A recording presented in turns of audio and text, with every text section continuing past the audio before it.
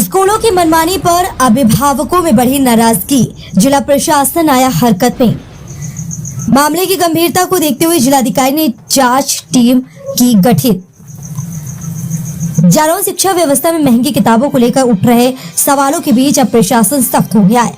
अभिभावकों की शिकायतों और सोशल मीडिया पर वायरल हो रहे मामलों को संज्ञान में लेते हुए जिलाधिकारी ने स्पष्ट निर्देश जारी किए कि किसी भी स्कूल द्वारा अभिभावकों को एक ही निर्धारित दुकान से किताबें खरीदने के लिए मजबूर नहीं किया जाएगा। बीते दिनों कई अभिभावकों ने आरोप लगाया कि एक ही सिलेबस होने के बावजूद स्कूल प्राइवेट पब्लिशर्स की महंगी किताबें अनिवार्य कर रहे हैं। पहली कक्षा के बच्चों की किताबों का खर्च 8,500 से 12,000 रुपए तक पहुंचने के मामले सामने आए हैं, जिससे अभिभावकों में नाराजगी बढ़ी है। मामले की गंभीरता को देखते हुए जिलाधिकारी ने एक जांच टीम का गठन किया है। टीम को निर्देश दिए गए कि जिले के सभी स्कूलों में किताबों के चयन और बिक्री की प्रक्रिया की निगरानी की जाए। यदि कहीं भी किसी स्कूल द्वारा एक ही जनरल बुक स्टोर से किताब खरीदने का दबाव बनाया जाता है तो संबंधित स्कूल के खिलाफ तत्काल कार्रवाई की जाएगी।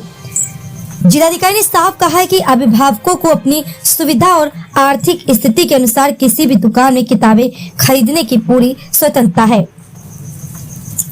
नियमों के विरुद्ध जाकर किसी एक दुकान को बढ़ावा देना या अभिभावकों पर दबाव बनाना पूरी तरह अनुचित है। शिक्षा विशेषज्ञों का मानना है कि जब सिलेबस एक ही है तो महंगी किताबों को अनिवार्य करना शिक्षा व्यवस्था की पारदर्शिता पर सवाल खड़ा करता है। इस पूरे मामले में स्कूलों और प्राइवेट पब्लिशर्स की भूमिका भी जांच के दायरे में है। प्रशासन की इस कार्रवाई के बाद अभिभावकों को राहत मिलने की उम्मीद है। यदि निर्देशों का सख्ती से पालन होता है तो शिक्षा का खर्च कम होने के साथ ही व्यवस्था में पारदर्शिता भी आएगी। जनपद जालौन से सोनी न्यूज के लिए अमित कुमार। वही समथिंग है, एलकेजी की किताबें जो ओनली किताब आ रही हैं वो समथिंग 5900 की किताब पढ़ रही हैं और फर्स्ट की लेने जाओ तो 6,500 की किताब पढ़ रही हैं। कितने बच्चे पढ़ते हैं आप? 2 बच्ची हैं हमारी। ले लिया आपने? बुक्स ले ली हमने। तो पहले से हमने कुछ परिवर्तन आया है? परिवर्तन कुछ नहीं आया। पहले भी हमें इतनी की पड़ी थी, अभी भी इतनी की पड़ी है। क्या कहेंगे आप? कहना क्या है, गवर्नमेंट को सब एक्शन लेना चाहिए इसमें। जो किताबों के ऊपर स्कूलों का कॉलेजेस का जो फर्जीवाड़ा चल रहा है 50%। अभी हमने बुक वालों से डायरेक्ट बात की थी तो बोले हुए हम क्या करें भैया, मजबूरी है हमारी, क्योंकि हर एक स्कूल वाला जो हमारी बुक लेता है तो वो 50% डायरेक्ट कमीशन मांग रहा है। तो दुकान वाले भी क्या करें उसमें। स्कूलों का फर्जीवाड़ा है। किताबों के ऊपर छूट दी जाए, बच्चों का भविष्य सुधरे, बच्चे पढ़ाई लिखाई कर सके। बड़े लोगों के घर के जो चलो पढ़ लेते हैं, लिख लेते हैं, तो छोटे गरीब बच्चे जो मर्द वर्गों के हिसाब से आते हैं वो कहाँ जाएंगे। क्या नाम है? राम प्रकाश। मैं इस सत्र की शुरुआत हुई है शिक्षा को लेकर, क्या कहेंगे? कहेंगे क्या कि किताबें इतनी महंगी हो गई हैं और स्कूलों के द्वारा कही गई है कि जहाँ स्टोर पे वहाँ पे ही किताब मिलेगी। वो किताब महंगी मिलने के कारण हम अपने बच्चों को पढ़ाऊँ, फिर खाना खिलाऊँ और क्या कर सकता हूँ। जैसे तैसे अपना पेट काट के बच्चों की किताबें ले रहा हूँ तो पूरी नहीं ले पा रहे। डीएम साहब ने आदेश दिया है कि ऐसे जनरल स्टोर और स्कूलों को चिन्हित कर उन पर कार्रवाई की जाएगी अगर कोई शिकायत करता है। क्या उनकी बात से मैं सहमत हूँ और मुझे अच्छा लगा ये पहल देखकर, लेकिन फिर भी प्रयास यही होना चाहिए कि किताबें एक ही स्टोरों पे नहीं मिलना चाहिए और उनके भाव रिजनेबल होना चाहिए, जो आम जनता को, बच्चों को किताबें लेने में थोड़ी आसानी हो जाए।